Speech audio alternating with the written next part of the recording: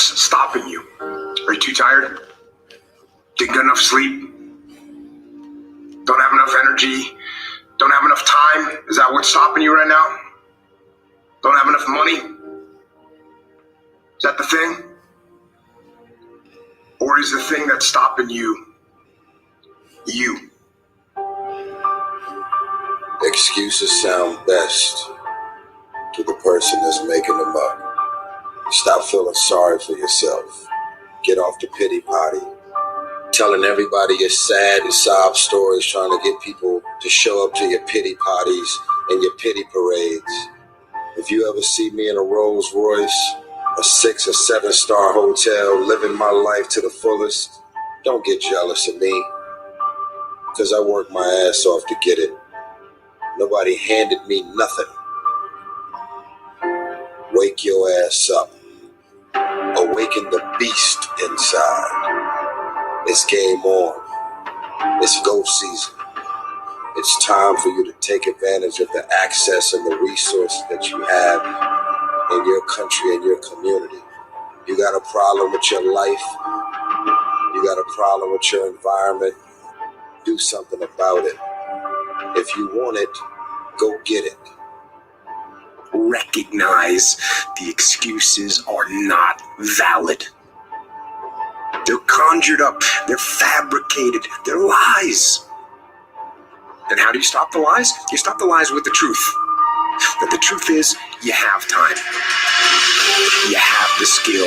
You have the knowledge and the support and the willpower and the discipline to get it done. The fruit of everything good in life begins with a challenge. Everything is uphill this road.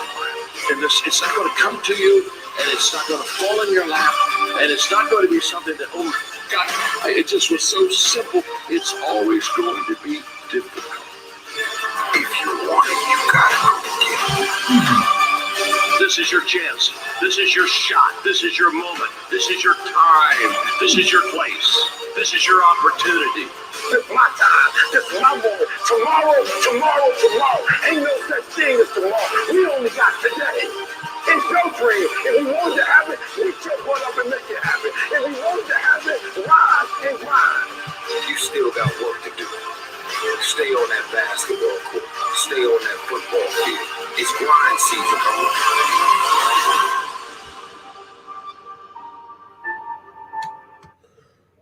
Good evening, ladies and gentlemen, and welcome to another episode of Frankly Speaking Sports. I'm your host, Larry Franken. You know, it's been a long time, and it's been a long time since you heard the words that football was beginning. Well, football is beginning tonight. Begins with the Hall of Fame game, the Steelers and the Dallas Cowboys. And the first thing we like to do is we like to go ahead and congratulate all the people that made the Hall of Fame this year. And, you know, first of all, it's Peyton Manning, the former Broncos and Colts quarterback. What great years he had. I believe he won 2 world champions, one with the Colts and one with the Broncos. Calvin Johnson, the great wide receiver of the Detroit Lions. Then you got Charles Woodson, one of the better safeties to ever play the game, played for the Raiders. He played for the Packers as well. Then you got Johnny Lynch. That's it, you Tampa Bay fans. John Lynch, safety, played a couple years with the Broncos and, of course, made his name known with the Tampa Bay Buccaneers. Then Alan Faneker, the great guard for the Steelers, Jets, and Cardinals. And then, of course, Drew Pearson, wide receiver of the Cowboys. Also, Tom Flores, head coach of the Raiders and Seahawks. And also, I believe we have a scout in there, too. I can't read his name because of the way this was copied. I believe it's Bill Flynn, scout of the Steelers. But we want to congratulate all of them for getting into the Hall of Fame. And those ceremonies will be over the week. And I'm real happy for my good buddy, Drew Pearson, who used to play for the Dallas Cowboys, and you can see back in the early 80s, late 70s to early 80s. There's my signed autograph Drew gave me, made it out to me. Best wishes, Drew Pearson. And what a great, great receiver he was for the Dallas Cowboys. Welcome to Frankly Speaking Sports. Boy, do we have an unbelievable show for you tonight.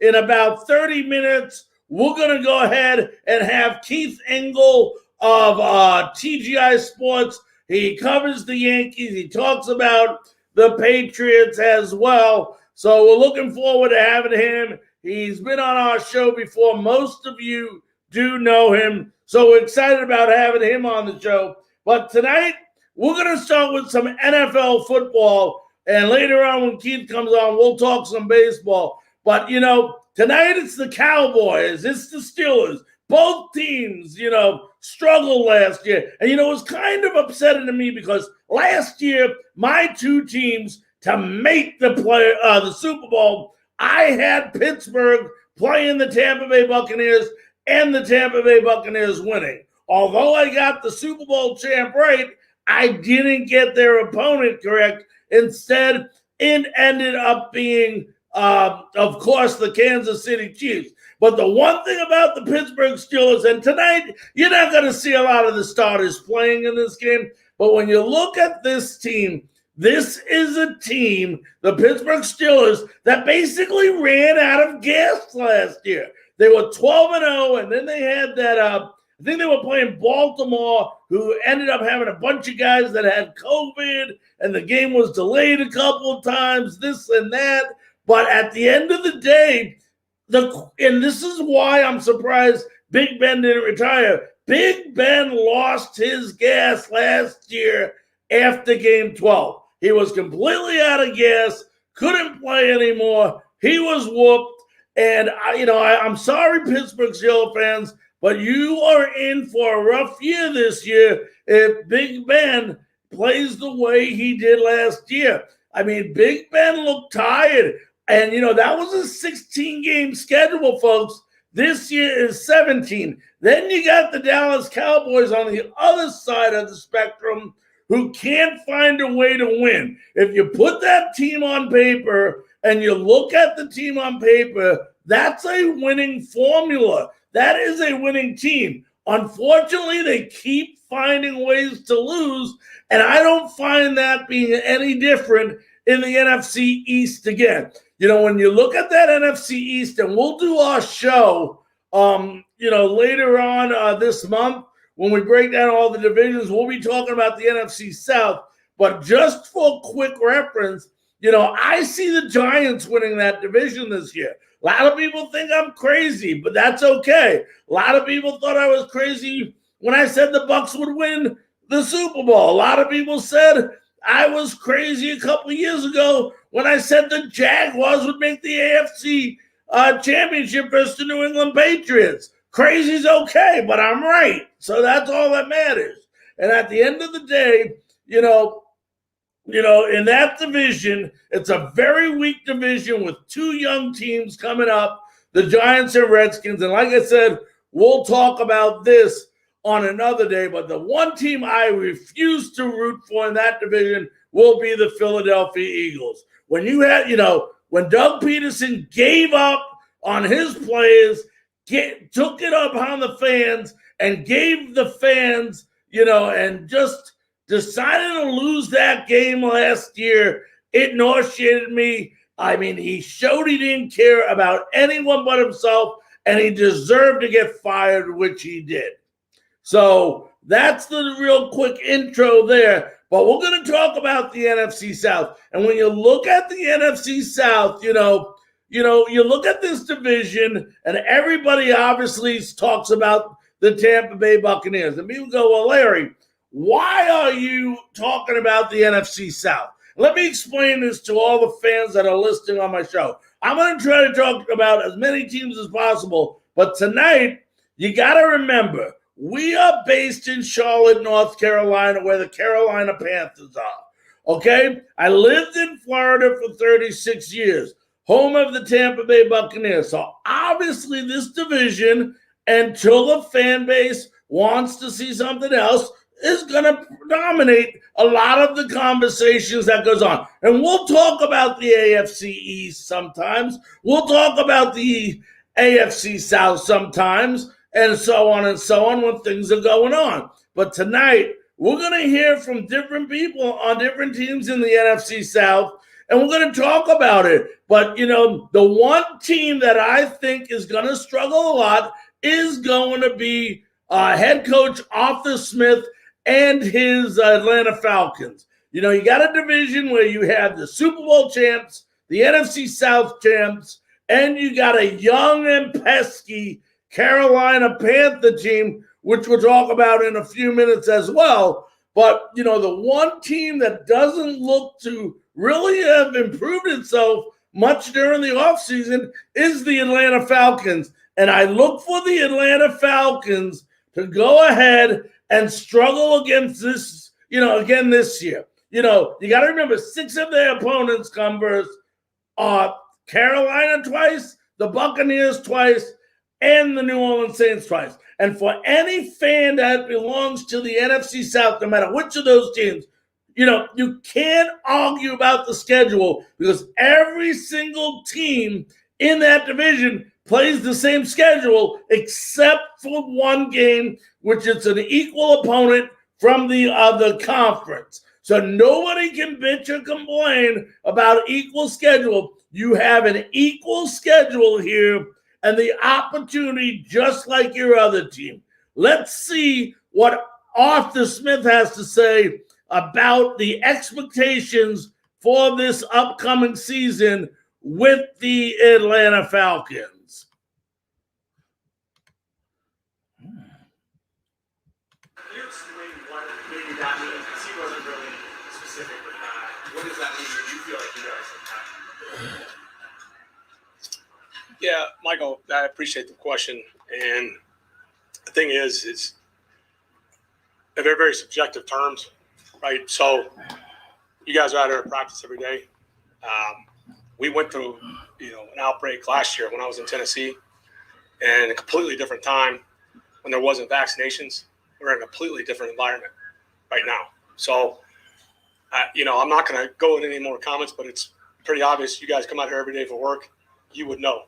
So I'll leave it at that. And I'm not going to get caught in some political and then what about game, this or that. But For what you've seen on the field so far from your defensive line, how much can you really gauge what you maybe have there versus not? Because it's really they're going against the same guys every day. Sure. Yeah, and all they can do is compete against guys that are out in front of them, and that's ultimately why we practice and practice the way we do. We're trying to find out about guys, who can respond, who can sustain. That's why this week is so important in training camp. Everybody's jacked up for the first day, and then the grind starts to wear, and you start to really find out about guys, especially inside. I mean, those guys are, they're going to be banged up. It's training camp. Nobody's going to feel 100%, but you really do start to separate, and then it's just part of the evaluation process. And then you get into the preseason game next week, and then we'll go down to Miami and practice against them. That'll be refreshing for a lot of guys. And then hopefully by the end, after we play Cleveland, we can make the best decision. And, they're going to have to make the best decision because this is a very weak team that lost a lot of good players last year.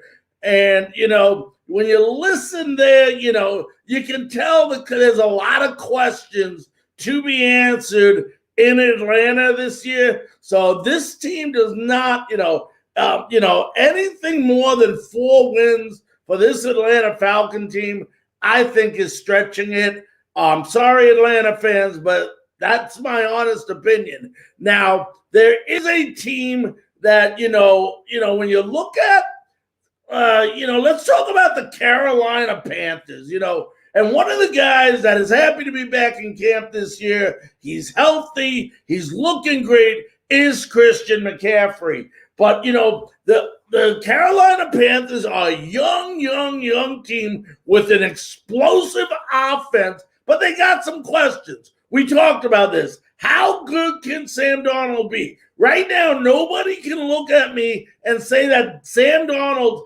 is the answer in Carolina. He has to prove himself. He came from a very, very poor New York Jets team, but at the same time, he was the quarterback and he's responsible. You know, the one thing I mentioned a couple different times on this show is it looks like Sam Darnold is afraid to get hit. And he's going to need to get hit a couple of times and show that he's not afraid to get hit. But when you look at the weapons on this team, you know, McCaffrey, everybody knows how much of a beast this guy is. But when you go ahead and you look at the rookie wide receiver, Terrence Marshall, and then you add tight end Dan Arnold to the equation, this is a very, very good offensive team. Do they have the the depth that the Tampa Bay Buccaneers have? Of course not. But they got an explosive offense, and it's going to be up to Sam Darnold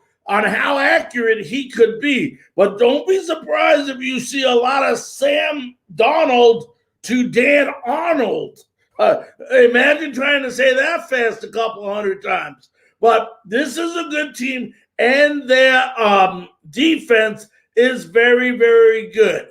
Very, very young. It came on. This is a ball club last year. 7 of the 9 games, as I've said over and over again, this team was within 1 score of winning. 1 score of winning. That means the games could have gone either way with this happening or that happening. Unfortunately, the negative happened, and they ended up losing the game. But don't be surprised. You know, people say, well, Larry, how many games do you think? And I haven't gone through the schedule yet of the entire schedule. I know who they play. I know they open versus the Jets, which should be a win. But, you know, when you're a team like the Carolina Panthers, there's one thing you have to do. There's only one game on your mind right now. Yeah, people will say, well, you got 3 preseason games. You know, the players aren't playing in the preseason games. Wake up, people, realize that. What you have to concentrate right now is the New York Jets. Okay? That's the only game you care about right now is the New York Jets when you open up here in Charlotte, North Carolina, and you win. After that game, whether you win or lose, the only next game you care about is the next game. You don't think about the rest of the schedule. You don't think about the last 2 out of 3 games being against the Super Bowl champion Tampa Bay Buccaneers, because if you think about it, when the time comes up, guess what? They're not going to mean anything if you're not winning. So you got to win and earn the opportunity to be playing for something when you face the Bucs at the end of the season. But a young team like this, Coach Rule has to tell them 1 game at a time, 1 quarter at a time. And this team has the ability to play well. It's whether they have the right coach in the right spot to make these things happen. Now, I don't know Matt Rule real well, okay? I've heard him in some press conferences, and the few times I heard him, he really seems like he seems a little indecisive to me. So I'm not trying to be negative to the Carolina Panther fans, but I'd like to go ahead and see him a little bit more fired up, a little more enthusiasm, and a little bit more confidence when he speaks. Now, one guy who was very confident when he spoke today was Christian McCaffrey of the Carolina Panthers. Let's hear what he had to say today when we were able to hear from him. Last couple of days for the offense have been really crisp. How much of that do you guys kind of feel being out there? You know, some plays are crisp and some aren't. I think the biggest thing that doing well as an offense is keeping each other accountable and, playing fast. And when we do make mistakes, not letting them affect the next play. That's the biggest thing for us. We know how good we can be. It's just a matter of being consistent every day, every play. How much of a different twist is the DBO sign? That's good. No one wants to run that far to a sign. So, and any extra motivation to not go offside. No one obviously wants to jump or make mistakes, but it's an accountability process that's important to our team. You popped one earlier in practice for a long yardage. What did you see from the offensive line?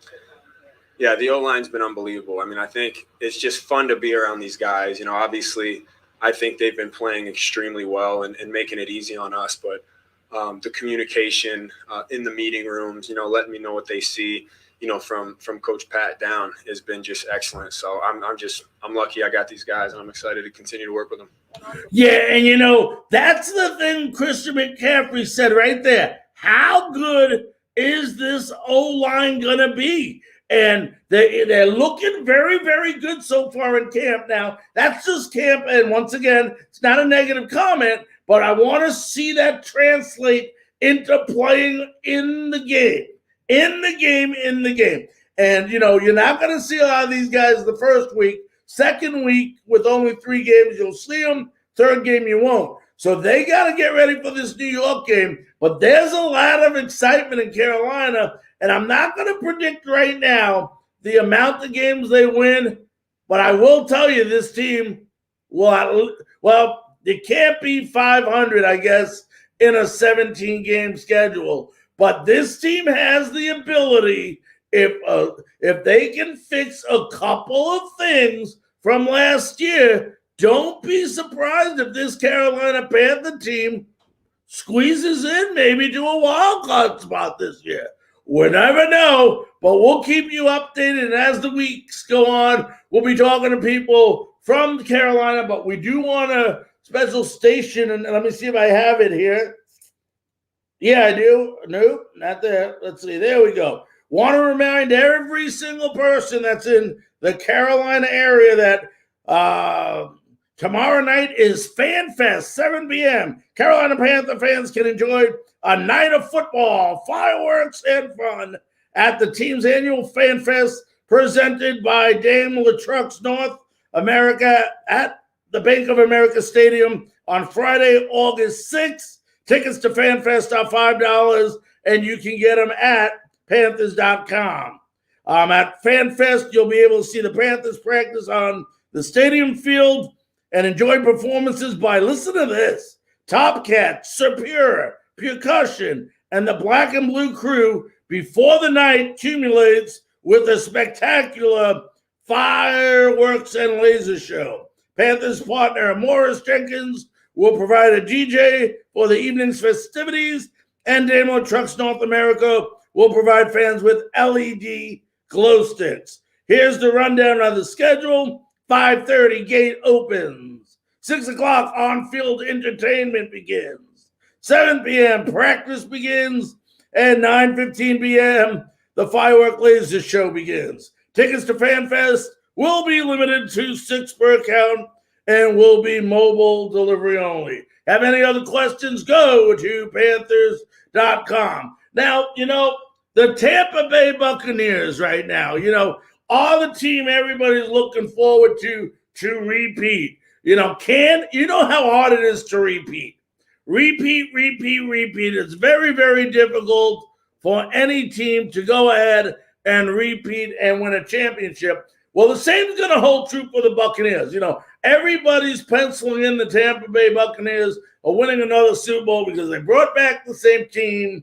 They got the same players, plus they even added a few. But the one thing to remember about this Buccaneers team is, number one, they won the Super Bowl, no doubt about it. But the one thing against this team is that everybody is a year older. Now, for the young guys like Sean Murphy-Bunting and Devin White, those are good things because they matured into better players. But when you're talking to Dominic Sue or Tom Brady and some of these other guys on both sides of the football, you're talking about age becoming a factor, and you have to wonder with the 17-game schedule, although it's only one more game, how this Tampa Bay team comes out. On paper, they look good. But, depth, they look good in every single area, but one of the most important ones, which is the quarterback position. Is it going to be Blaine Gabbert? Is it going to be Ryan Griffith? Is it going to be Kyle Trask? The question is, I don't know, and I don't know. But the one thing the Tampa Bay Buccaneers did last year, and I don't want to take anything away from the great Tom Brady, is they won in the playoffs because of that spectacular defense coming alive the last 5 or 6 games. And, you know, the one thing they're going to have to do that this whole year going through now. And, you know, the one thing they didn't do well to the playoffs was they gave up a lot of passing yards. They're going to have to improve in that area about receiving yards. They just give up too many, and you got to see that versus Washington in the playoffs. But after that, they loosened up the bolts. They tightened up the bolts and played terrific defense. So, they're going to ride on that defense again this year. And the big question mark is, if the defense does not perform like they did in that last 3 games, how much trouble could the Tampa Bay Buccaneers be in? You know, the first thing they want to do is they want to win the NFC South. They did not win the NFC South last year, but went on to win the Super Bowl. So I'm sure that's one of their goals this year. But that defense was incredible. And, you know, they just signed Todd Bowles to a 3-year extension, which I can tell you right now, it's telling him he'll be the next head coach of the Tampa Bay Buccaneers. Let's listen to what Todd Bowles had to say about his new extension and the excitement of that defense.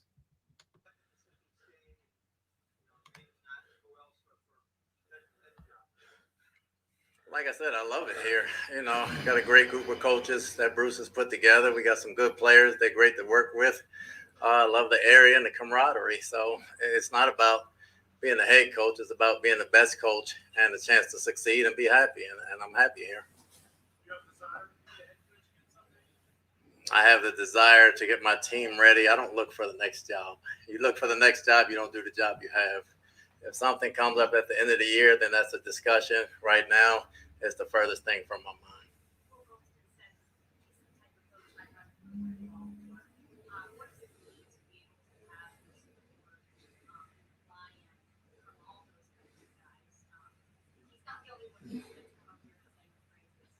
I think they need to get a concussion check then.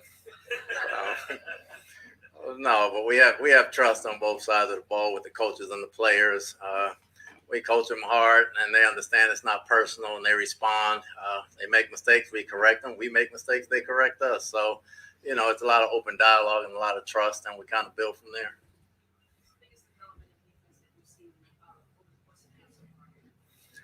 Just the maturity in situational football. You know, we have a lot of guys. Last year, I think they just played what I called, and this year is trying to be more understanding of why I'm calling things and what's happening in certain situations. So we're really trying to focus on that. And, you know, you got to give Todd credit. I mean, what a great job he's doing. And I like the way you answer the question. We'll go ahead, see what happens at the end of the year. If I'm offered something at that time, I'll decide. Right now, my mind is on football. And, you know, what a great job. And, you know, the team they're going to have to watch out for is the New Orleans Saints, who are really looking good in practice. Very happy with Jameis Winston. Obviously, the loss of Michael Thomas is very damaging there. You know, they picked up Devontae Freeman. You know, but this is a good New Orleans team. The big question is, how will they do without their leader, Drew Brees, no longer part of the team? Is Jameis Winston the guy to step in and lead this team? And I'm going to tell you what, I've said it once, I'll say it twice, and I'll say it all year long. As long as Winston gets the opportunity to play, don't be surprised if he goes off this year and has an MVP type year. I think he's on the right team. I think he has the right coach. People forget that he played in a different offense, you know, under Bruce Arians. Tom Brady even struggled with that offense for a little bit. It was a learning curve. And, obviously Tom Brady is going to perform better than the youngster. But I think that Jameis Winston, if given the opportunity, is going to surprise a heck of a lot of people. Let's see what the coach had to say about preseason so far with the New Orleans Saints. Yeah, we'll look at the film. I thought defensively that we were just talking about the momentum and how that affects games and how there's typically flows to that. But regards to him, I want to make sure I watch the tape. Those guys did a good job, though. Wow. An evaluation of him so far from what you've seen in previous days? Look, I see he's number one. He's healthy. He's active. I think he's having a good camp. We're still 1 week in, but he's doing a good job. He's very explosive, and I would say he's been a little bit more consistent. And so we just did our first, evening long kind of meeting on personnel the other night, and it's been positive with him. So when you talk about the ebbs and flows, offense and defense, guys having better days, is it kind of some of those younger guys on defense kind of figuring out what to do? Yeah, the main message was, in the course of these games in the regular season you play, there's always that pendulum that swings with momentum, and you're trying as best you can to keep it when you have it as long as you can, capitalize on it. And when you don't, that ability to correct, to get it back, to slow down, what they're doing well. And but it happens in almost every game you play. Rarely are you in a game where you don't see a couple different momentum swings, and you got to work on that. And today was one of those days. I just felt offensively, there was a period of practice where we needed to auto-correct a little quicker. Sean, when you're evaluating quarterbacks, how important is it just to evaluate where the ball is going as opposed to maybe the execution of that? I think that's important. Where it's going, and then is it effective? It's easy for me to say, hey, lead your team and find ways to score. It's an imperfect game at times, and so you're working with the progression, where their eyes are, the protections, all of those things. Ultimately, how efficient you can do that, how effective you can do that. But where it's going at times is really the decision column in the grade. Do you like the decision? Yeah. Every throw has got a decision grade. And there's different type reads. There's some reads that fall in the line of a progression read. There's some reads that are, here or here based on coverage. But that gets evaluated with every throw. Is there a voice? Yeah, and when you listen to Sean, and this is what I was talking about, Panther fans, when you listen to Arians talk and you listen to Sean Payton talk, and I know they've been coaching a long time, but you see how much more confidence they have when they're speaking than Matt Rule of the Carolina Panthers has. It's in them. When they're talking, you believe them, because whether they're telling you the truth or not, they're confident in what they're saying. And it makes a big difference when you're confident in what you're saying. So that's our rundown right now on the NFC South. Hope everybody enjoyed it. But, we got some baseball to talk about today. And for those of you just tuning in that did not hear, the Boston Red Sox lost to the Detroit Tigers 8-1 today, which means the Tampa Bay Rays are now 2 games up over the Boston Red Sox, still 6 games up on the Yankees. Yankees right now are losing 3-2 to the Seattle Mariners. And I'll tell you what, a lot of you people out there, when they were playing Tampa Bay, were giving the Rays crap because they have a tough time with Seattle. Seattle is a team right now that is 58-51 and only 3 games out of that second wild card team. I remember when we had Jared Sandberg on before the year started, the assistant coach, of the Seattle Mariners, and he said, this is going to be a young, competitive team. And that's what they are. It's not that the Yankees stink or the Rays stink when they play them. It's just that this is a good baseball club. And it doesn't matter who you are, what team you are. All these teams are Major League Baseball teams. If you think that the Rays and the Yankees and the Red Sox are just going to go into Baltimore and some of these teams, and the teams are just going to lay over and let them win, you got a big surprise coming, because these teams do have pride and they do want to kick the butts out of all those teams. Now, it's my great honor, thrill, and pleasure to introduce into our Frankly Speaking studio a good friend of Frankly Speaking Sports, host of TGI Sports. Let's welcome in Keith Engel. Keith, how you doing tonight? Good, Larry. How are you? Keith, I'm doing great. Keith, I got to ask you this. I mean, and, you see the New York Yankees, obviously one of the more active teams at the trade deadline. They're only 6 games out. I mean, if you look at the wild card spot, they're only 2 games out of the wild card. You would think that this team, from the things you hear in the media before the last 10 games, because they're 7-3 in their last 10, but you would have thought that they were in last place in the American League East and the worst team in Major League Baseball. But this team did go out and help themselves offensively.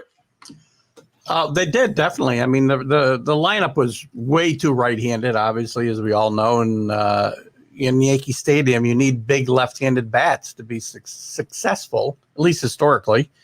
And Cashman, I've given Brian Cashman a really hard time this year and in past years, because I think he put together a very flawed team this year with the right-handedness of it. Guys playing out of position like Gleyber Torres, but at the trade deadline, he did a really good job in getting Gallo, and who's struggling, but he still a good move, and Rizzo. So you got an upgrade with left-handed hitters and also an upgrade with 2 really good defensive players at their respective positions. Problem, though, is the issues of the Yankees haven't gone away. The shortstop defense is still iffy. You got 80-year-old Brett Gardner playing center field and hitting about 170.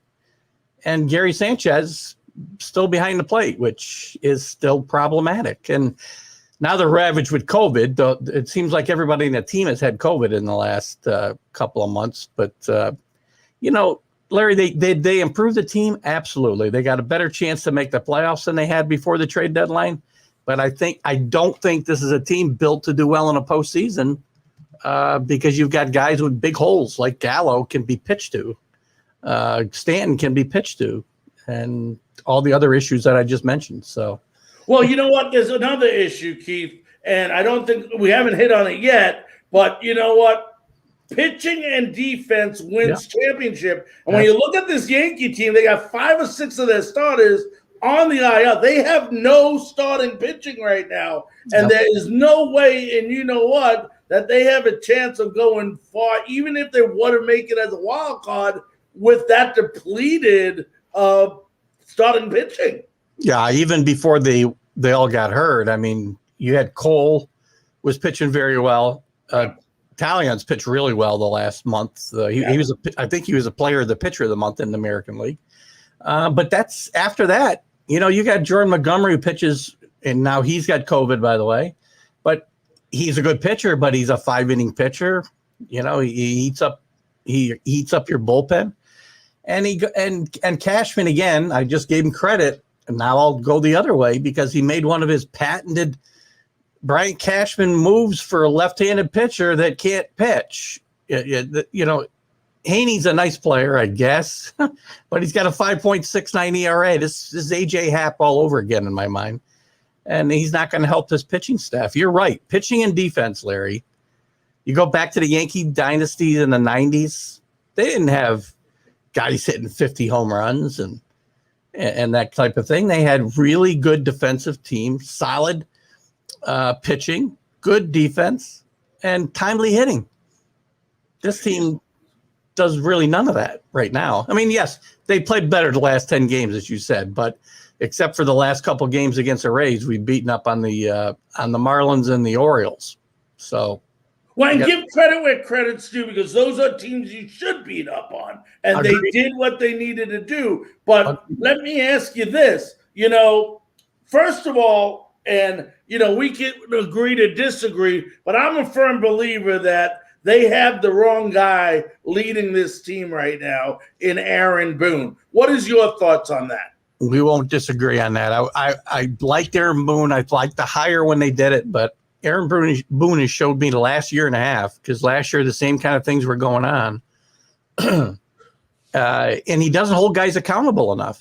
I'm tired of watching him in the post-game press conferences excusing away bad base running, bad defense, knocking a ball into shifts and striking out with the bases loaded, and just bad baseball, bad fundamental baseball. And he excuses it away too often and doesn't hold guys accountable. And again, Brian Cashman is also at fault here for putting this team together. And again, they'll be in the playoffs most likely. But Aaron Boone, I think Aaron Boone could have been a few days away around the All-Star break of getting fired. And I was a big proponent of bringing Buck Showalter out of the studio and put him in that dugout. That's the type of guy the Yankees need right now. And Aaron Boone is one of the problems for sure. So now, other problem which you have mentioned, and I'm not a huge Cashman fan. I don't hate him. I mean, don't get me wrong. But the one thing is sometimes he doesn't know when to keep his mouth shut.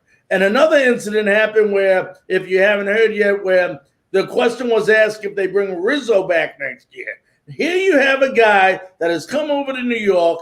He's hot as a firecracker right now. Yeah. And he says, well, I don't know if we have enough money or want him back at his price. I mean, isn't that a time where he should just shut up and say, let's play this year out. We'll worry about that during the offseason? Absolutely. I mean, there's no reason to have the conversation. Just shut it right down. I mean, we all know the Yankees situation. They're the Yankees. They're operating this team right now. I mean, the payroll is $207 million, right? Which isn't peanuts. But this isn't the Marlins we're talking about. This isn't the Rays or the Royals. This is the Yankees. And they can afford to go over the salary cap if they want to. George Steinbrenner would not, and I had my problems with George through the years, but Hal is no George, right? I mean, George would be going all in to make this team better. Yeah. And the Yankees don't seem to be that interested in making this team better. We talked about Cashman.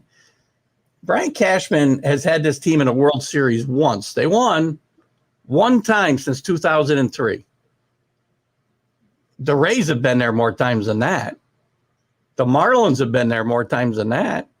The Red Sox, we know what they've done in the last, 15 years, 16 years.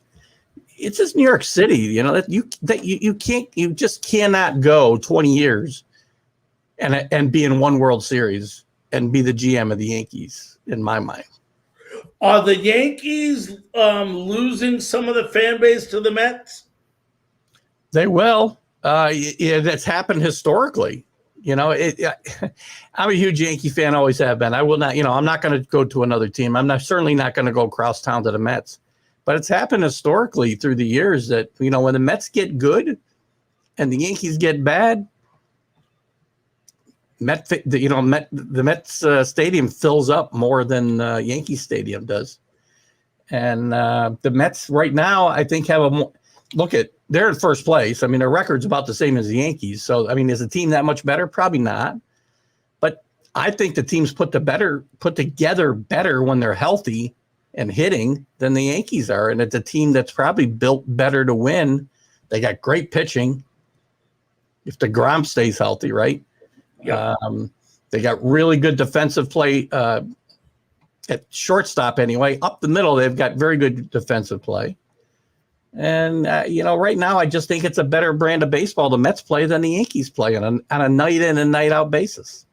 So let me ask you this. A couple of guys I want to mention. First of all, 2019 home run champion Luke Voigt. What happens to him now when he comes back? Well, They tried desperately to trade him at the trade deadline and had no takers, none.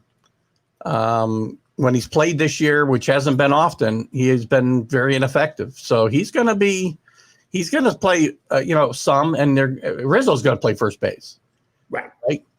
And you're going to get maybe Voit playing a little bit of DH when they need to spell Stanton, who obviously needs a rest from just swinging the bat as often as possible so he doesn't get hurt. But, I mean, Voigt's going to – his at-bats are going to be limited. He can't play anywhere but DH and first base, at least not effectively. And he's going to be the odd man out of this lineup when he comes back. Because you got to remember, there's other guys coming back, too, that are going to get playing time. I mean, they've got to find playing time for Frazier and Andujar at some point. Urshela's going to come back and play third base. So DJ's going to move around a little bit, which is going to hurt Voit as well, because I see, if it's me, when Rizzo's got to sit against a tough left-hander or when he needs a break, I'm moving DJ to first base.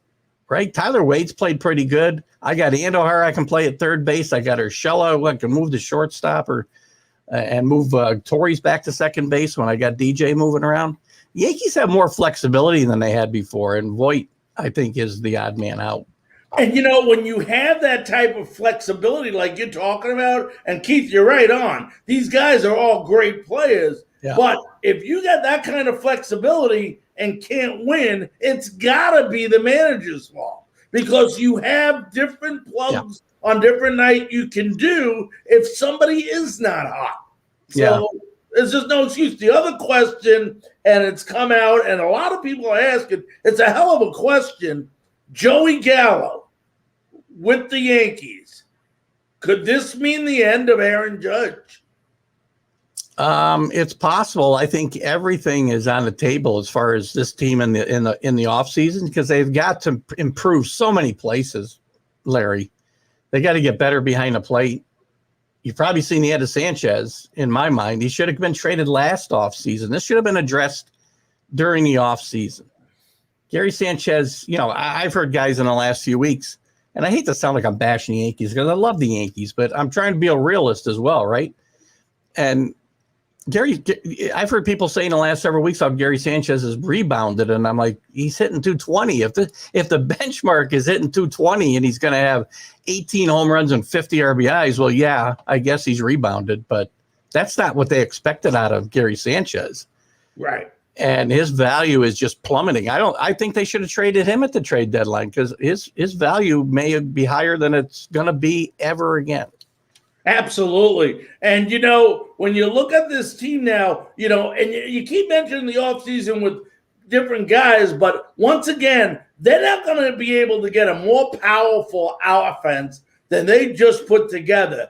So the same thing next year, let's say that they don't make the playoffs. Let's just hypothetically, okay? Or they make the wild card. They're still going to need pitching next year. They can get all the hitters they want, and if they don't make the playoffs, all that proves to you is our concept that it's not just hitting, it's pitching and defense that wins games. But let's move over a little bit from the Yankees here. And let me ask you this. We've been talking all season long. How surprised, or are you surprised, at how well the Boston Red Sox have played this year? I'm shocked. I'm absolutely shocked. I thought they'd finish fourth in this division. I really did. And not a good fourth, not in contention for a wild card fourth. I think the biggest offseason addition of any team made was Cora coming back to the Red Sox. Absolutely. That's the biggest move any team made. And you can just tell by their performance. They don't have a better team on the field than they had last year, in my mind.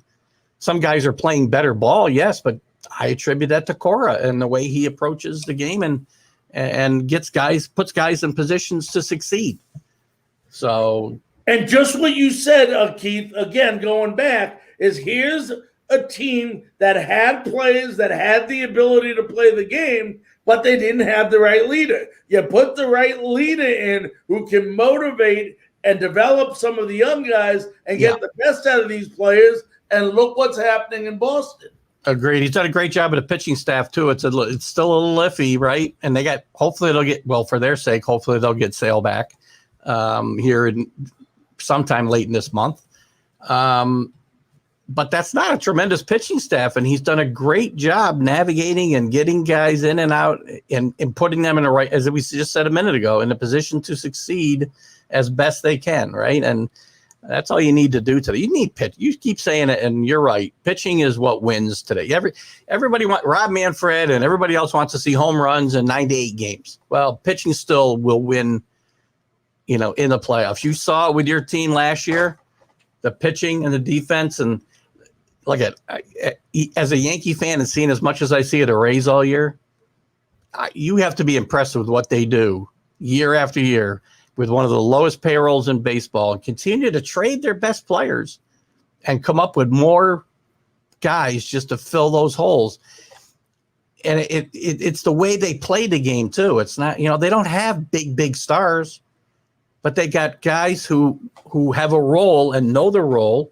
And they got a manager who knows how to, if I forget about him taking your best pitcher out in the seventh game of the World Series, you got a great manager who knows how to get guys, again, to believe in and produce in the role they're put in, right? And, I mean, who's the star in that team? Austin Meadows, he's hurt. Who's the big offensive guy? I don't even know who the Kiermaier. Well, no, not Kiermaier. We're still trying to get him to hit 250. But, you look at the Rays team and you're asking, Brandon Lau ain't hitting the ball, but he has 22 homers. You also got to remember on that team, you got Randy Arozarena. But the Rays are a great example of what you and I have been saying. They play great defense. There's no big stuff. Well, maybe Nelson Cruz now that they picked up at the trade deadline. But on a different night, it's a different player helping out this team. And remember, the Rays have 11 of their relievers right now on the IL. 11 relievers and 3. Tyler Glass now probably not back to 2023 now.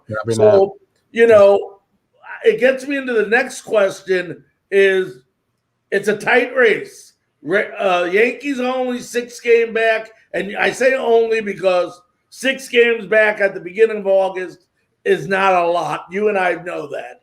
Yeah. How do you, based on what you've seen so far, how do you see the AL East playing out? I think the Rays win. They're the best fundamental team in the division. They manufacture runs. Nobody else can really do that. Yankees don't manufacture runs. When they hit home runs, they win. And you can't. That's not. I think the Yankees will challenge for that last wild card spot. I see the Red Sox and Rays battling it to the wire for the division crown. That's what I see. What happens, in your opinion, and I know it's only an opinion, if the Yankees don't make even a wild card, what do they do during the offseason? Well, first off, the manager's going to get fired. I think that's a given. Boone will be gone. I think Cashman may be gone. I think Cashman's in trouble. He may have saved himself with these deadline deals, but it's going to, do they want to really let him be in charge? They need a major retooling. They don't need to rebuild, but they still need to retool.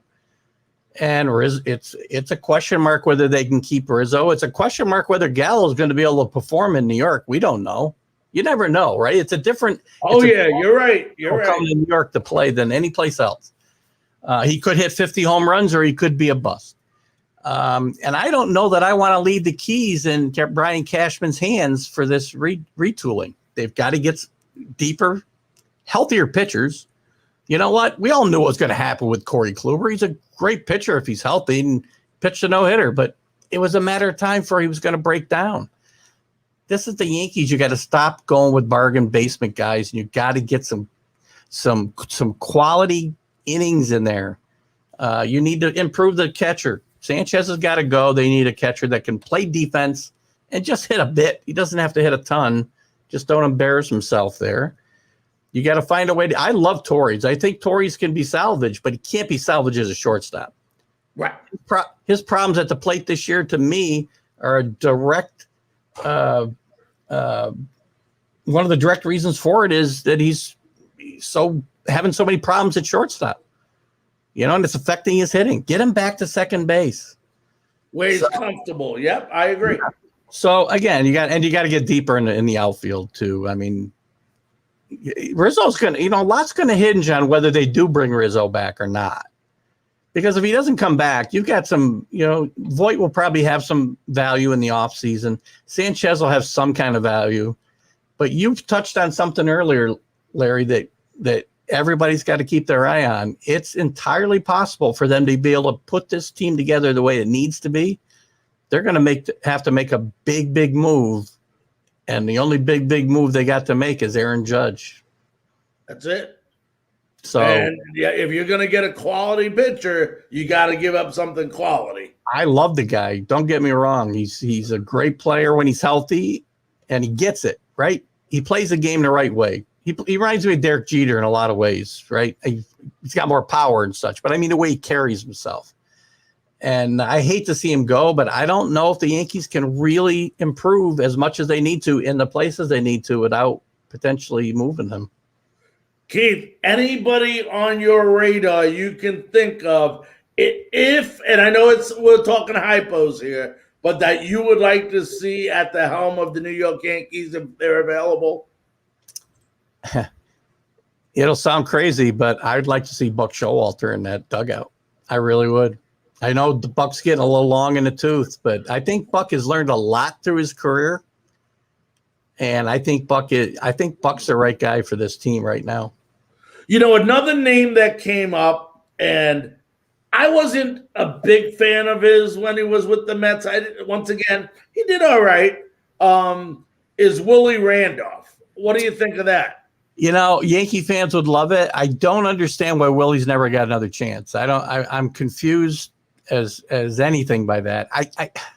I worry about Willie in the Yankees though, because it was tough for him with the Mets, to be honest with you. I mean, that's a big stage. Donnie Mattingly's another great example, right? Donnie and Girardi were the finalists for that job when Torrey left or was let go, however you want to look at it. And it's probably best for Donnie that he didn't get that job, to be honest with you, because I think it would have eaten him up. And I think the same for Willie a little bit. I like Willie. He's a class guy, and I'd love to see him on that coaching staff. I don't know that I want to see him as a manager, but he should be managing. He should have gotten another chance somewhere. He did really well. He did very well with the Mets. Yeah, he did. And I know he was with the Brewers before that. And I'm not sure either why. If not for Carlos Beltran keeping up the bat on his shoulder in the NLCS against the Cardinals, he very well might have had a World Series ring too. So Yep. Well, all right, my friend. Well, listen, we're running out of time. I want to thank you so very much as always. Before I let you run, Keith, everybody knows you from TGI Sports Talk. We made that notice. Why don't you let them know how they can catch your show and where to tune in? You can catch the show on Facebook, on TGI Sports Talk. We're on YouTube. We've got our Friday interview show, which has really turned into this nostalgia hour for me. Louis Tiant's my guest tomorrow, and I was really excited. I recorded that interview earlier in the week. We got Darrell Evans coming up next week, who you might remember with the Braves and the Giants and the Tigers. And then Sunday, we've got our Stream of Consciousness show, which we get the audience involved, and we have a lot of fun for 2 hours talking about all the sports as you do. And we're starting a new college football show on Wednesday nights at 7 o'clock. TGI Sports Talk College Football Huddle, where we're going to cover all the big stories. And there's no lack of big stories in college football, as you know. No. All right, my friend. Well, you have a great night. I want to thank you so much for coming on. Thanks for having me, Larry. I hope you're enjoying North Carolina. I love it, buddy. I love it. Awesome. All right. Have a good one. Have a good night. Bye-bye. That was Keith Engel from TGI Sports. Well, folks, you heard Keith, big Yankee fan, has followed the Yankees for a long time. Things are coming down right now. I could sit here and we got about, a couple seconds left in the show, but I was going to go off on a tangent, but I'm going to save it for a better subject. But for those of you fans that are in the Tampa Bay area, when the Rays are home, get out to Tropicana Field. Stop making excuses. Stop making up stories why you can't go. It's all BS, and we all know it. Okay? When you have the Baltimore Orioles playing the Miami Marlins and getting more fans than the first place team like the Rays, it's not only embarrassing, it's disgusting. And for those of you fans, get out there, support your team. They deserve it. Ladies and gentlemen, on behalf of everyone at Franklin Speaking Sports, we want to thank you for joining us today, and we'll see you Monday on another episode of Frankly Speaking Sports. Good night.